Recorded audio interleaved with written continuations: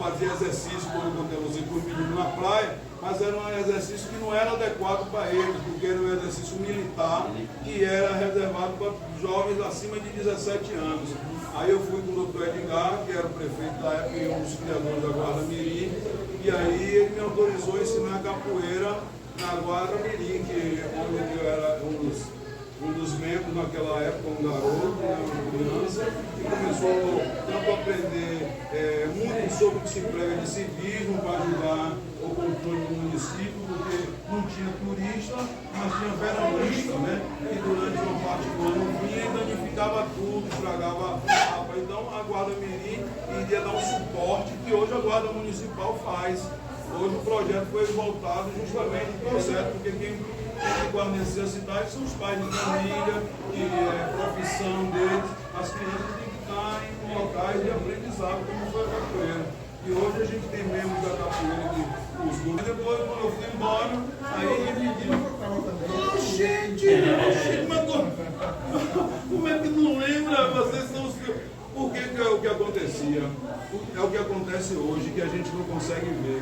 Eu não tenho discurso político, porque eu sou antipolítica partidária. Eu não acredito em política partidária. Você nunca vai ver Jorge ser candidato a vereador, candidato. Eu não acredito nessa forma. E quem construiu esse modelo de política foi o colonizador. Então você veja bem, naquela época, ele ia para a capoeira e ia com ele o menor de todos. Como é o nome do menor? Hein? Tipo, era 1 ano e pouco, tinha 1 ano e pouco de idade, mas iam todos, Hulk, todos eles iam, Magno, Paulo, todos iam. Então por quê? Porque o mais velho, como era ele na época, era responsável ou em casa pelos pequenos, que a família estava trabalhando, ou na rua. Então eles tinham, quando a Guarda Mirim selecionou só alguns, mas a capoeira abriu para todo mundo. Aí então que foi, todos eles, o irmão que faleceu há pouco tempo, todos iam e levavam. Então o que acontecia? Os maiores eram formados e os menores eram formados. O índice de violência e envolvimento com crime aqui em Itacaré, tanto pelo período como pela prática dos meninos, era zero. Esse clube ficava lotado, gente, você não acredita. Eram 3 rodas, os pequenininhos, as meninas e os maiores por fora para treinar. Então, quando eu cheguei em Itacaré, como eu falei para vocês, não tinha porque a professora Judite, que faleceu há pouco tempo também, que é uma das matriarcas da educação aqui, ela me chamou e falou: ô Jorge, braba, braba, não? Braba, ignorante, brancona, dentro das tradições do branco, com a gente preta, mas era acessível. Ela falava assim: olha, homem, você chegou aqui, eu não gostava muito de você, não, por causa do seu cabelo. Ela dizia na cara, né? Não botava para fora. Gostava de você não por causa do seu cabelo, mas os meninos que estão com você deixaram de cagar no meu quintal, que era todo dia pular para pegar biribiri e depois cagava lá no meu quintal para me engoiar. Depois você começou com a capoeira, eu não vejo mais a cara desse menino. Porque os meninos estavam treinando. Os meninos estavam treinando no cemitério, os meninos estavam treinando na cozinha, eles tinham razão para fazer isso. Né? Hoje era para muitos dos nossos jovens que marginalizaram, que foram adotados perto de você, e oferecendo uma outra condição de vida.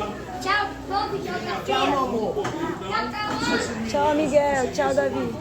As famílias, o cara da hierarquia, né, que eu falei para vocês, a hierarquia africana, onde respeita os mais velhos. Há pouco tempo a gente perdeu aí um dos grandes patriarcas do bicho caçador. Né? Mas antes dele morrer, morreu o filho que já estava assumindo, porque é antigo, já estava assumindo a função do pai. Mas aí vem também o problema de saúde e veio falecer. Então a gente perde essa hierarquia, né? A cultura que faz com que eles hoje, de uma criança até hoje, sempre foi um profissional, e hoje um profissional da segurança, e se for para cima dele, a bênção entra ainda, né?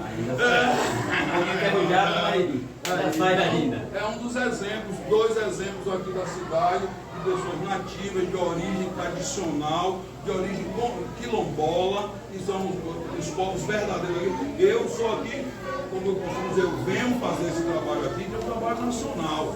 Eu faço no Brasil todo, a Casa do Boneco faz um trabalho de política racial, no Brasil todo são várias políticas, com vários coletivos, mas esse grupo aqui é o grupo nativo, que mostra que está dentro, até hoje, sempre envolvido com a nossa própria segurança. Então esses capoeiras sempre foram segurança. Inclusive, quando a capoeira foi proibida, os brancos, doutores da escola de medicina, eles contratavam os capoeiros para ser segurança deles.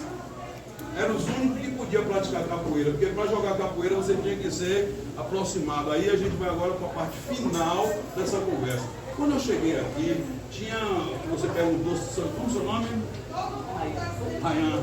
Rayan me perguntou, como você chegou aqui e tinha capoeira? Eu digo, praticante não. Tinha recentemente um padeiro, que era padeiro de Joselito, primo de Alô, que ensinava capoeira. Né?